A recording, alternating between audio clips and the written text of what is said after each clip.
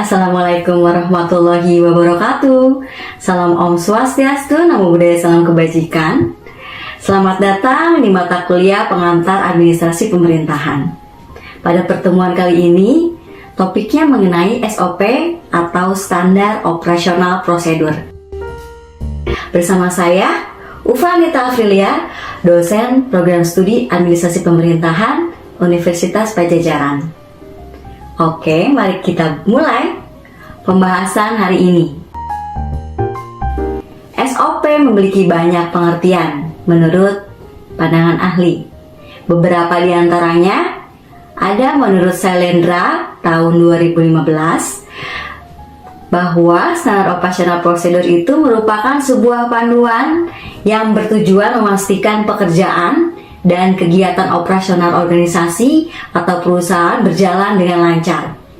Sedangkan menurut Cipto Atmoko pada tahun 2011, SOP sebagai suatu pedoman untuk melakukan pekerjaan sesuai dengan fungsi dan alat penilaian kinerja instansi pemerintah maupun non-pemerintah, usaha maupun non-usaha, berdasarkan indikator-indikator teknis, administratif, dan prosedural sesuai tata kerja, prosedur kerja, dan sistem kerja pada unit kerja yang bersangkutan.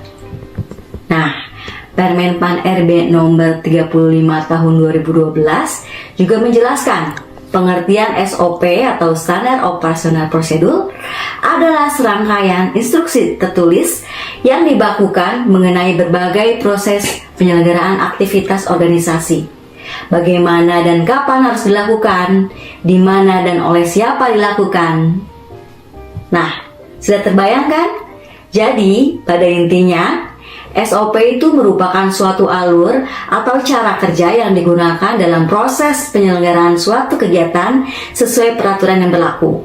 Tidak hanya itu, SOP ini juga dibahas dalam Undang-Undang Nomor 30 Tahun 2014 mengenai Standar Operasional Prosedur itu pada pasal 49 yang berisikan bahwa pejabat pemerintahan sesuai dengan kewenangannya wajib menyusun dan melaksanakan pedoman umum Standar Operasional Prosedur pembuatan keputusan.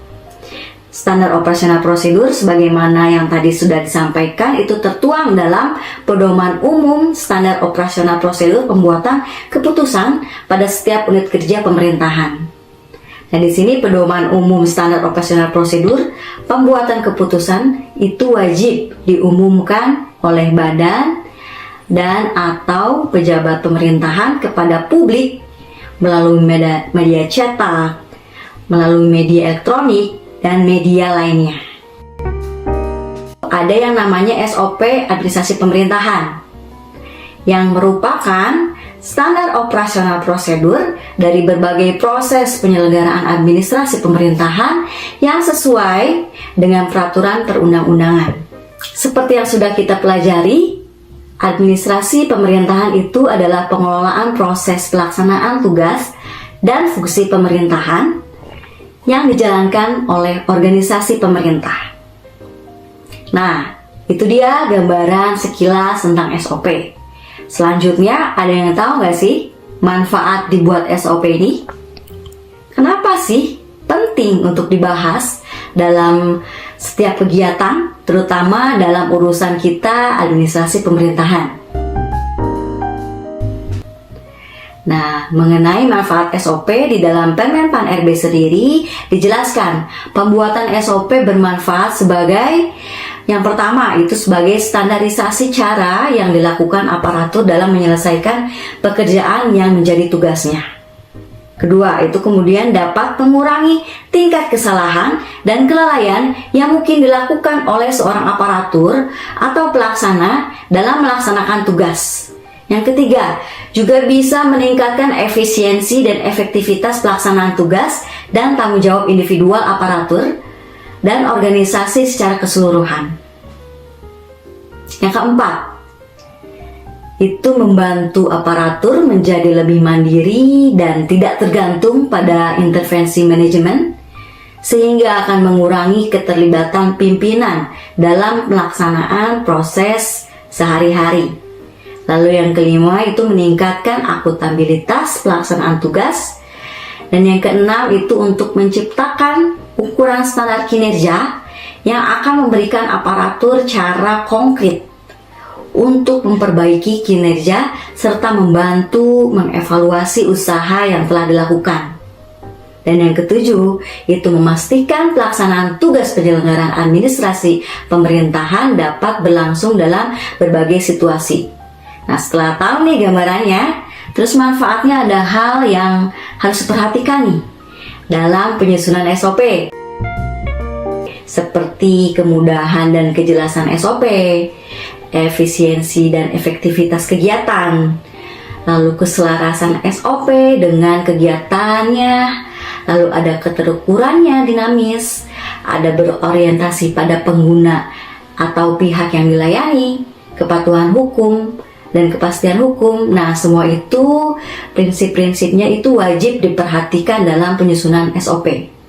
Lalu dalam pelaksanaannya nih, ada juga prinsip-prinsip yang perlu digarisbawahi, seperti konsisten, komitmen, lalu ada perbaikan kelanjutan, mengikat, seluruh unsur memiliki peran penting dan terdokumentasi dengan baik.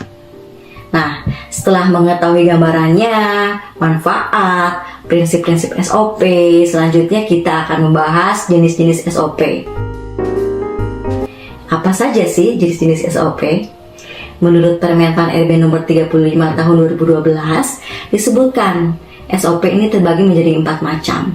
Yang pertama, SOP itu berdasarkan sifat kegiatan yang terbagi atas SOP administratif, yaitu prosedur standar yang memiliki bersifat umum dan tidak rinci dari kegiatan yang dilakukan oleh lebih dari satu orang aparatur atau pelaksana dengan lebih dari satu peran atau jabatan.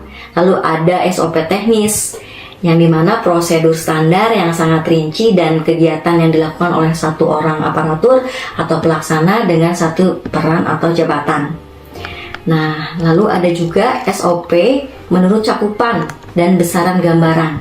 Ada SOP makro, yang dimana itu berdasarkan cakupannya dan besarannya kegiatannya itu mencakup beberapa SOP mikro yang mencerminkan berbagai bagian dari kegiatan tersebut, atau SOP yang merupakan integrasi dari beberapa SOP mikro yang membentuk serangkaian kegiatan SOP tersebut. Contohnya SOP pengelolaan surat, itu yang merupakan SOP makro dari SOP penanganan surat masuk.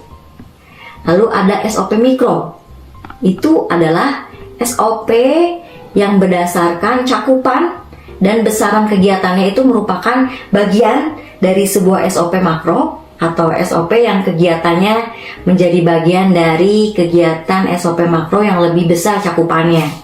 Contohnya seperti SOP penanganan surat masuk, SOP pemberian tanggapan. Lalu yang ketiga itu ada SOP menurut cakupan dan besaran kelengkapan, terdiri atas SOP final yang merupakan SOP berdasarkan cakupan kegiatannya telah menghasilkan produk utama yang paling akhir atau final. Contohnya seperti SOP penyusunan pedoman yang merupakan SOP final dari SOP penyiapan bahan penyusunan pedoman. Itu ya. Juga ada SOP parsial yang merupakan SOP yang berdasarkan cakupan kegiatannya itu belum menghasilkan produk utama yang paling akhir atau final, sehingga kegiatan ini masih memiliki rangkaian kegiatan lanjutan yang mencerminkan produk utama lainnya, produk utama yang menjadi akhirnya. Contohnya SOP penyiapan bahan penyusunan pedoman yang merupakan bagian parsial dari SOP penyusunan pedoman. Lalu yang keempat itu mengenai SOP menurut cakupan dan jenis kegiatan yang terdiri dari misalnya SOP generik ya, yang lebih umum, yang dimana SOP ini berdasarkan sifat dan muatan kegiatan ini relatif memiliki kesamaan baik dari kegiatan yang di SOP-kannya maupun dari tahapan kegiatan dari pelaksanaannya. Lalu ada SOP spesifik nih, yang khusus adalah SOP berdasarkan sifat dan muatan kegiatan ini relatif memiliki perbedaan dari kegiatan dan yang di SOP-kannya.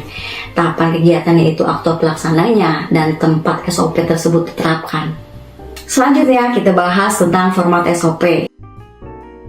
Secara umum, format SOP dapat dikategorikan ke dalam 4 jenis, yaitu yang pertama itu mengenai langkah sederhana atau simple steps. Simple steps adalah bentuk SOP yang paling sederhana. SOP ini biasanya digunakan jika prosedur yang akan disusun hanya memuat sedikit kegiatan dan memerlukan sedikit keputusan yang bersifat sederhana. Nah, lalu tahapan berurutan itu atau hierarchical step ini merupakan format pengembangan dari simple step. Dalam hierarchical step ini, langkah-langkah yang telah diidentifikasi dijabarkan ke dalam sub-sub langkah secara terperinci. Lalu ada grafik yang dipilih ini jika prosedur yang disusun menghendaki kegiatan yang panjang dan spesifik. Nah, dalam format ini, proses yang panjang disebut itu dijabarkan ke dalam sub-sub proses yang lebih pendek yang hanya berisi beberapa langkah. Salah satu varian dari SOP format ini adalah SOP format annotated picture atau gambar yang diberikan keterangan, yang biasanya ditujukan untuk pemohon atau pengguna jasa sebuah pelayanan.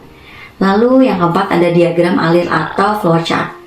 Nah, flowchart ini merupakan format yang biasa digunakan jika dalam SOP tersebut diperlukan pengambilan keputusan yang banyak atau kompleks dan membutuhkan opsi jawaban atau alternatif jawaban seperti jawaban iya atau tidak, lengkap atau tidak, benar atau salah, dan sebagainya. Lalu berbicara mengenai format SOP administrasi pemerintahan yang dipersyaratkan dalam kebijakan reformasi birokrasi, ini memiliki format yang telah distandarkan, tidak seperti format SOP pada umumnya, yang dimana adapun format SOP administrasi pemerintahan yang dipergunakan dalam kebijakan reformasi birokrasi itu adalah sebagai berikut. Adanya format diagram alir bercabang atau branching flowchart, yang dimana format yang dipergunakan dalam SOP administrasi pemerintahan adalah format diagram alir bercabang atau branching flowchart dan tidak ada format lainnya yang dipakai. Lalu yang kedua itu menggunakan hanya 5 simbol flowchart. Simbol yang digunakan dalam SOP administrasi pemerintahan hanya terdiri dari 5 simbol, yaitu 4 simbol dasar flowchart atau basic symbol of flowchart dan 1 simbol penghubung ganti halaman of page connector. Nah, dasar penggunaan 5 simbol dalam penyusunan SOP administrasi pemerintahan adalah yang pertama, SOP administrasi pemerintahan itu mendeskripsikan prosedur administratif, yaitu kegiatan-kegiatan yang dilaksanakan oleh lebih dari satu pelaksana atau jabatan dan bersifat makro maupun mikro, dan prosedur yang bersifat teknis yang detail baik yang menyangkut urusan administrasi maupun urusan teknis. Yang kedua, hanya ada 2 alternatif sifat kegiatan administrasi pemerintahan, yaitu kegiatan eksekusi atau proses dan pengambilan keputusan atau decision. Yang ketiga, simbol lain tidak dipergunakan disebabkan karena prosedur yang dideskripsikan bersifat umum, tidak rinci dan tidak bersifat teknis. Di samping itu, kegiatan yang dilakukan oleh pelaksana kegiatan sudah langsung operasional, tidak bersifat teknikal atau technical procedures yang berlaku pada peralatan mesin gitu. Lalu penulisan kegiatan dalam prosedur itu bersifat aktif atau menggunakan kata kerja tanpa subjek. Dan dengan demikian banyak simbol yang tidak dipergunakan seperti simbol pendokumentasian, simbol persiapan, simbol penundaan, dan simbol lain sejenis. Lalu penyusunan SOP administrasi pemerintahan ini hanya diberlakukan penulisan flowchart secara vertikal. Artinya bahwa branching flowchart dituliskan secara vertikal sehingga hanya mengenal penyambungan simbol yang menghubungkan antar halaman atau simbol segi 5 atau off-page connector, dan tidak mengenal simbol lingkaran kecil penghubung dalam satu halaman. Nah, setelah mengetahui jenis-jenisnya, kita juga harus tahu nih, ada simbol-simbol dalam SOP-nya. Seperti ada flow direction symbol, yang biasa disebut juga dengan connecting line, yaitu simbol yang digunakan untuk menghubungkan antara simbol yang satu dengan simbol yang lain. Nah, pada penerapannya akan tampak seperti gambar di bawah ini. Lalu ada terminator simbol yang merupakan simbol atau permulaan atau akhiran suatu kegiatan. Contohnya awalan atau start pada SOP di atas. Lalu ada processing simbol. Simbol ini mendeskripsikan proses atau kegiatan eksekusi. Bentuknya kotak persegi. Simbol ini biasanya yang paling banyak diterapkan dan akan seperti berikut. Konektor simbol yaitu simbol untuk keluar masuk atau penyambungan proses pada lembar atau halaman yang berbeda. Lalu ada simbol belah ketupat atau decision, yaitu untuk mendeskripsikan kegiatan pengambilan keputusan. Biasanya yang mendapatkan simbol ini adalah orang yang berhak memutuskan diterima atau tidaknya laporan yang diajukan, seperti nah, dari semua simbol-simbol itu akan menghasilkan SOP yang seperti ini.